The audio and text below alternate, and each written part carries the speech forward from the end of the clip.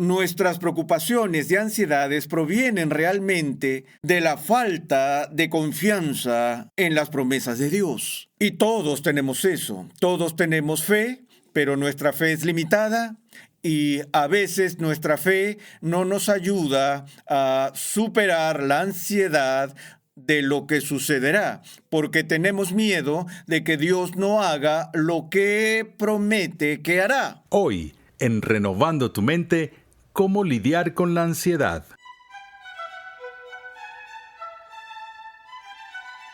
Bienvenido una vez más a Renovando tu Mente con el Dr. R.C. Sproul. Esta es la quinta lección en la edificante serie de enseñanza que hemos titulado Cómo enfrentar problemas difíciles. En este episodio vamos a tratar un tema que nos atañe a todos, la ansiedad. ¿Sabes qué es eso que te causa más ansiedad e inquietud en la vida? Muchas personas tienen fobias que pueden ser diagnosticadas y tratadas. Otros simplemente no saben qué les causa específicamente la ansiedad, pero tienen ansiedades en casi todos los aspectos de su vida. ¿Cómo podemos librarnos de esta debilidad a menudo paralizante? Pasemos de nuevo al aula de clases a escuchar al Dr. R.C. Sproul en la voz de Pepe Mendoza mientras nos da una visión de los diferentes tipos y causas de la ansiedad y cómo tratarla. Si miramos el Nuevo Testamento y el registro de la vida de Jesús y nos hacemos esta pregunta, ¿qué prohibición negativa Jesús pronunció con más frecuencia que cualquier otra prohibición negativa? La respuesta es simple, porque este mandamiento particular fue pronunciado tantas veces por Jesús que estaba muy por delante del que está en segundo lugar. Si estás pensando ahora en tu mente, dándole vueltas en tu cerebro, tratando de resolverlo, déjame ayudarte poniéndolo en la pizarra. Fueron dos palabras: no temas. De hecho, Jesús lo dice tan a menudo que a veces perdemos su importancia porque parece como si cada vez que se encuentra con sus discípulos, lo primero que les dice es no teman o no tengan miedo. Lo dice con tanta frecuencia que se vuelve casi como un saludo. En lugar de hola o shalom, Él está diciendo no tengas miedo. Me he preguntado muchas veces, ¿por qué Jesús lo hizo tan a menudo? ¿Por qué usó esas palabras con tanta frecuencia? Y sospecho que tiene algo que ver con su conocimiento íntimo y su comprensión de la fragilidad de nuestra constitución humana. Porque nosotros como personas tendemos a tener miedo, tendemos a luchar con la ansiedad. Ahora, hay una palabra que a menudo se usa mal en nuestro vocabulario. Escucharás a alguien decir, estoy tan ansioso porque llegue la Navidad. Y lo que están diciendo realmente es que están entusiasmados, están anticipando con alegría este próximo evento. Pero lo que en realidad dijeron cuando dijeron que estaban ansiosos es que tienen algún tipo de temor ante la llegada de la Navidad. Entonces el término ansiedad se usa a menudo como un sustituto de la palabra entusiasta, cuando en realidad el término ansiedad se refiere a un espíritu de temor, preocupación o aprensión sobre algo que sucederá en el futuro. Todos en el mundo tienen miedo. No siempre tememos las mismas cosas que temen otras personas, pero todos experimentamos ansiedades y todos experimentamos miedos. Las ansiedades pueden volverse tan intensas y paralizantes que el nivel de miedo en nuestras personalidades puede elevarse hasta ser una fobia. Una fobia suele ser una especie de miedo que nos paraliza de una forma u otra, pero nuevamente tenemos todos estos diferentes tipos de ansiedades y estas se relacionan con nuestra relación con Dios. Permítanme dirigir su atención a una parte del Sermón del Monte, donde creo que todos lo han escuchado en un momento u otro, pero no pasaremos mucho tiempo hablando de eso. Encontramos en Mateo capítulo 6, comenzando en el versículo 25, estas palabras de Jesús.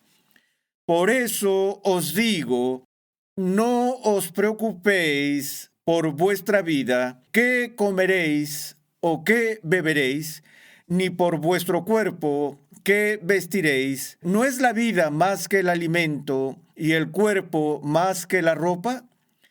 Mirad las aves del cielo, que no siembran, ni siegan, ni recogen en graneros, y sin embargo vuestro Padre Celestial las alimenta. ¿No sois vosotros de mucho más valor que ellas?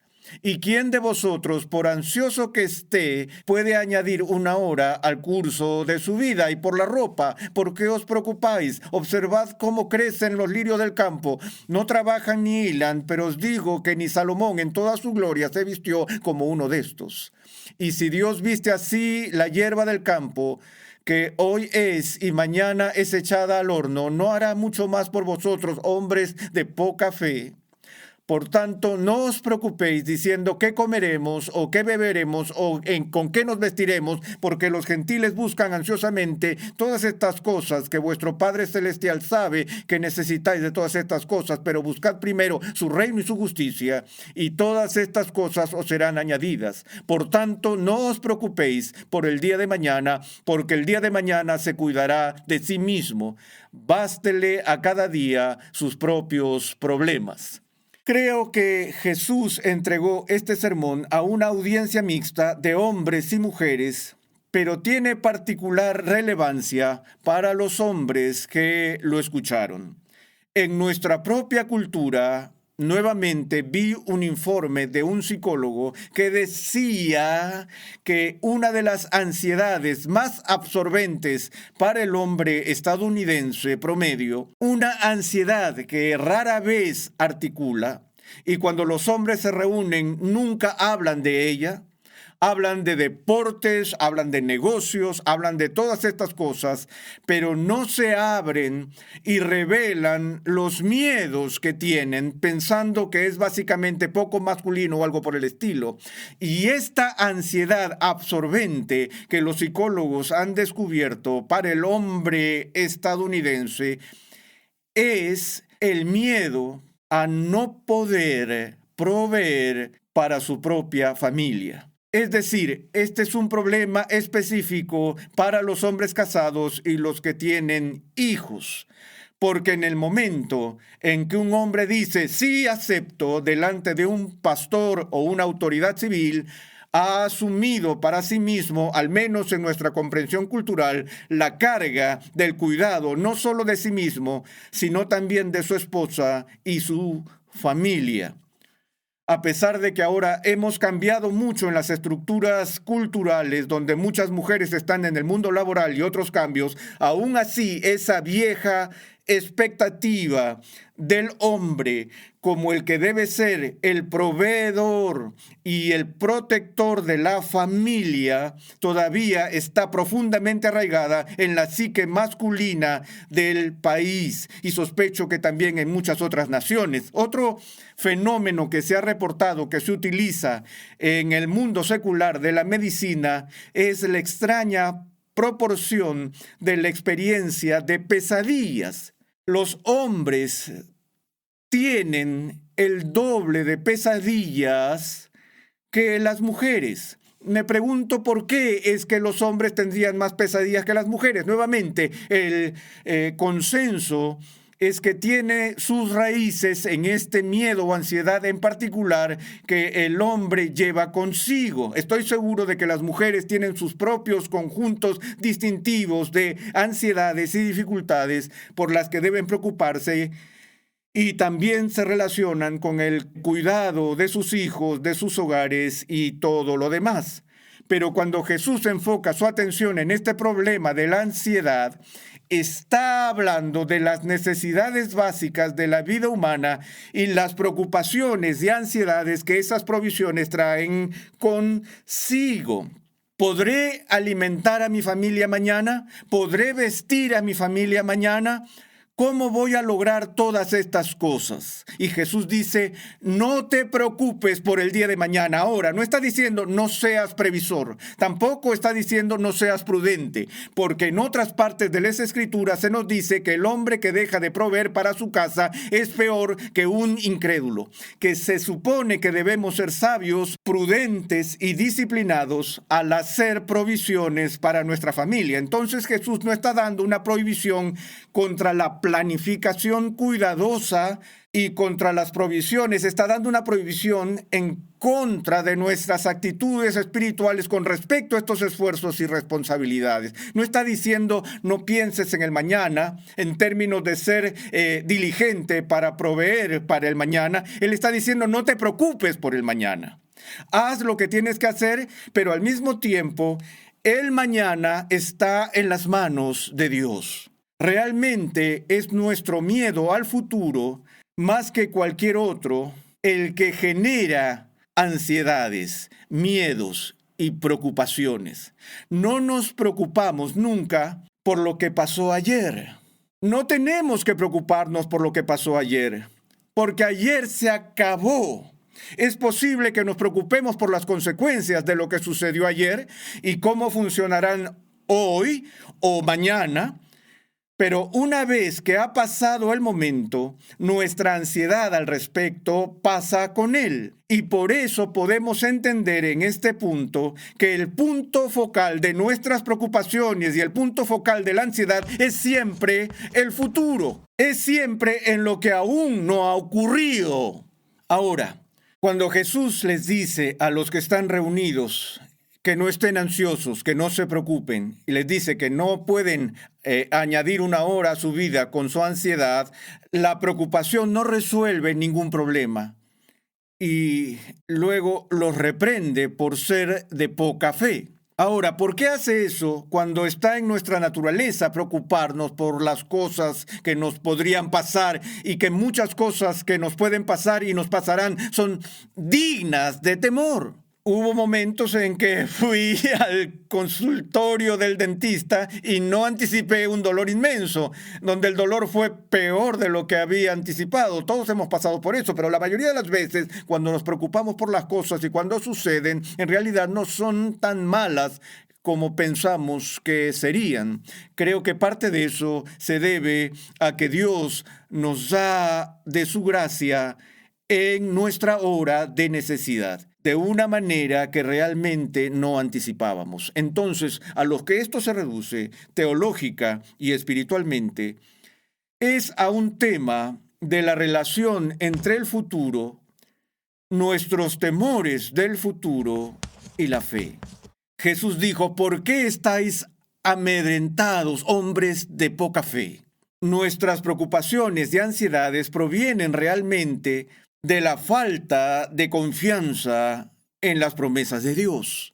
Y todos tenemos eso. Todos tenemos fe, pero nuestra fe es limitada y a veces nuestra fe no nos ayuda a superar la ansiedad de lo que sucederá, porque tenemos miedo de que Dios no haga lo que promete que hará. O, por otro lado, podríamos tener miedo de que Él hará lo que promete que hará. Eso es lo que me asusta de Dios. Es que debido a que Dios nos llama a vivir en un mundo que está lleno de problemas, y Él dice que en el mundo tendremos tribulación, y tendremos aflicción, y tendremos sufrimiento. Eso es lo que me asusta, que su palabra se cumplirá. Pero tengo que escuchar, como ya hemos visto en el problema del sufrimiento, el otro lado del mismo, donde Dios promete su presencia y su gracia para sostenernos en las situaciones humanas más difíciles. Y Jesús está diciendo, no tienes mucha fe si estás preso de la ansiedad, y tu falta de fe es una falta de fe en las promesas de Dios, donde Dios dice, confía en mí para mañana, confía en mí con tu vida. Eso es lo que significa ser cristiano, es confiar en Dios durante toda tu vida. Tengo que confiar en Dios no solo por lo que como, lo que bebo y lo que me pongo, sino que tengo que confiar en Dios por cómo moriré, cuándo moriré, dónde moriré y qué pasará con mi familia y todos los demás cuando muera. Debo confiar en Dios para el futuro. Yo creo que la cura más grande que hay, la cura simple, pero que no es tan simple como parece, es simple de entender, pero es difícil de aplicar, es que necesitamos sumergirnos en la palabra de Dios, porque nada disipa el temor más rápidamente que el refuerzo en nuestro entendimiento de las promesas de Dios y el conocimiento de la presencia de Dios, pero tenemos miedo de que no esté allí cuando lo necesitemos o que no hará lo que dijo que haría.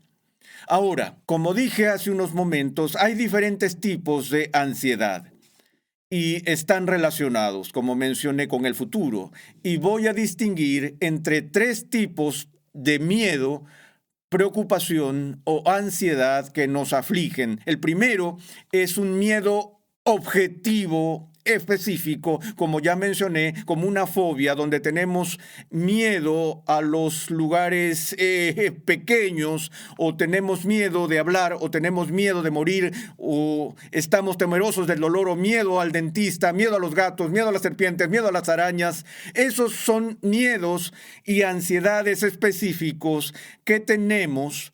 Y hay maneras específicas de lidiar con ellos, como todos sabemos. Pero a diferencia de ese tipo de miedo, existe otro tipo de miedo que puede ser muy debilitante. Y esto es de lo que los filósofos existenciales hablaban con frecuencia cuando mencionaban la experiencia de la angustia, donde definían la angustia o ansiedad como un miedo sin nombre. Es una condición que creo que todos hemos experimentado en un grado u otro, donde estás dando vueltas, tu estómago da un vuelco, tus manos tiemblan un poco, sabes que estás asustado, podrías estar teniendo un ataque de ansiedad y no tienes idea. ¿Por qué? Esto tiene que ver con estar aterrado en general. De nuevo, cuando los filósofos analizan eso, hablan de este tipo de temor, el cual puede resultar tan aterrador y paralizante como no específico. No sabemos por qué. Por eso los psiquiatras ganan dinero. Alguien se acercará y le dirá, estoy sufriendo de ansiedad, pero no sé de qué tengo miedo. Y el psiquiatra tendrá que indagar, escarbar y tratar de averiguar ¿qué es lo que le preocupa a la persona? Bueno, puede haber todo tipo de cosas ocultas involucradas con esto. He contado la historia de la ansiedad que experimento cuando espero a un amigo o que mi esposa llegue a casa y está tarde. Y no tiene que estar 1 hora tarde para que yo empiece a ponerme nervioso. Si está 5 minutos tarde, empiezo a pensar, empiezo a preguntarme, empiezo a preocuparme. ¿Dónde está? ¿Qué le ha pasado? ¿Ha tenido un accidente de tráfico? Empiezo a imaginar todas estas cosas que podrían ser tan terribles y me pongo cada vez más ansioso. Pero esa ansiedad sin nombre está enraizada en un miedo aún más profundo. De nuevo, es el miedo al futuro. Los filósofos existenciales no son optimistas sobre lo que traerá el mañana. Dicen que lo que está provocando su ansiedad, según Martin Heidegger, es la experiencia de lo que él llama Geworfenheit, donde dice que el hombre moderno se siente como si hubiera sido lanzado o arrojado en un mundo caótico. No tiene un comienzo significativo, ha emergido del fango, es un germen adulto y se mueve mientras el reloj avanza a cada momento hacia su aniquilación. Entonces estamos como suspendidos entre el nacimiento y la muerte en el contexto de un vórtice del sinsentido. Y eso siempre nos está carcomiendo, según estos existencialistas pesimistas. Lo vería de una manera un poco diferente desde una perspectiva cristiana, porque esta ansiedad sin nombre podría estar más profundamente arraigada a lo que voy a llamar el tercer tipo de ansiedad, a la cual llamamos simplemente inquietud. Esto fue abordado por San Agustín. Si recuerdas su oración en su libro de las Confesiones cuando escribió: oh Señor, nos has hecho para ti, y nuestros corazones están inquietos hasta que encuentren su descanso en ti. Ahora, la inquietud es una especie de temor. La inquietud es la manifestación de un tipo particular de ansiedad. No tiene nombre según los existencialistas que hablan de este tipo amorfo de angustia o ansiedad. Agustín nombra al niño. Dijo: esa ansiedad, esa inquietud tiene sus raíces en nuestro alejamiento y alienación básicos de Dios, porque nuestras vidas están fuera de orden si estamos separados de Dios. Y estar fuera de la comunión con Dios es una intensa y poderosa provocación para temer. No solo tememos al Creador, sino que tememos a su creación. Empezamos a temer a la vida misma, porque no estamos realmente en comunión con el autor de la vida y el Señor de toda la vida. La única forma que conozco para superar esto es lo que dijo Agustín: nuestro corazón va a permanecer inquieto hasta que encuentre su descanso en ti. Esto es lo que Jesús le dio a su pueblo. Él dijo: no se turbe vuestro corazón, creed en Dios, creed también en mí. En la casa de mi Padre hay muchas moradas, y si me voy y preparo un lugar para vosotros, para que donde yo estoy, allí estéis también vosotros. Entonces no tengas miedo del futuro, no tengas miedo del mañana, porque yo me estoy ocupando del mañana. Que Dios es el Dios del mañana. Me voy ahora y ellos serán incriminados. Él dice: pero voy a dejar algo detrás. Les voy a dejar un legado, una herencia. ¿De qué se trata? La paz os dejo, mi paz os doy. No os la doy como el mundo la da. No se turbe vuestro corazón ni tenga miedo. No tenga miedo. En otras palabras, la paz de la que habla Jesús aquí es lo opuesto a la inquietud.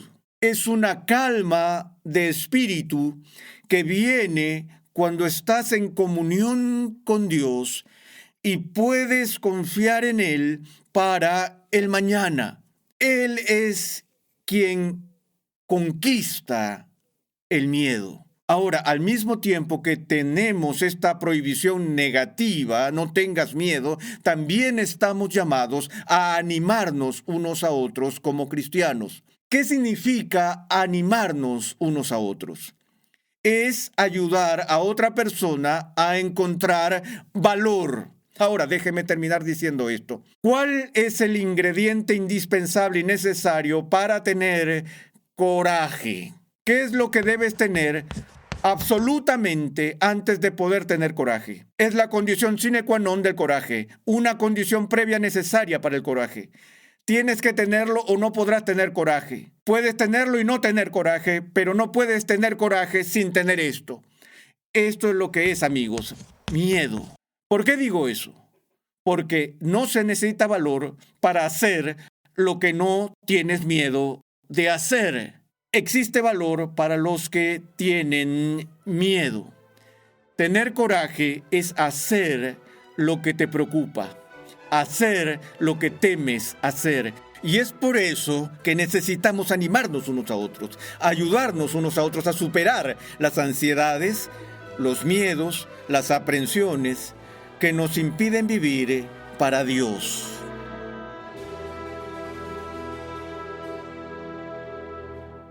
Jesús dijo en Mateo 11, del 28 al 30, «Venid a mí todos los que estáis cansados y cargados, y yo os haré descansar.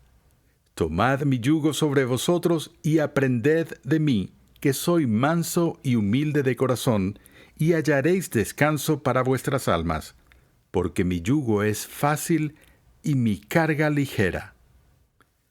Pon tu mirada en Cristo. Entrega tus cargas a Él, porque solo con su poder podemos triunfar sobre la ansiedad. La Biblia de Estudio de la Reforma está cuidadosamente elaborada para ofrecer una experiencia de lectura, estudio y discipulado sin precedentes para cada edad y etapa de la vida cristiana. Para más información, visita la página web bibliadeestudiodelareforma.com hoy mismo. Todos, de una manera u otra, tenemos que lidiar con la ira y el enojo. Pero, ¿es pecaminoso para un cristiano estar enojado en cualquier grado? ¿Hay algo intrínsecamente malo en la ira? En el siguiente episodio de Renovando tu Mente, R.C. Sproul considera estas preguntas mientras nos enseña los diferentes tipos de ira y cómo controlarlos. Renovando tu Mente es una producción de los Ministerios Ligonier, la confraternidad de enseñanza del Dr. R.C. Sproul. Nuestra misión, pasión y propósito es ayudar a las personas a crecer en su conocimiento de Dios y su santidad. Para contactarnos, por favor, envíanos un correo electrónico a programa@renovandotumente.org con tus preguntas, testimonios y comentarios. Sintonízanos nuevamente en esta misma emisora y en este mismo horario y únete a nuestra gran comunidad virtual en las redes sociales.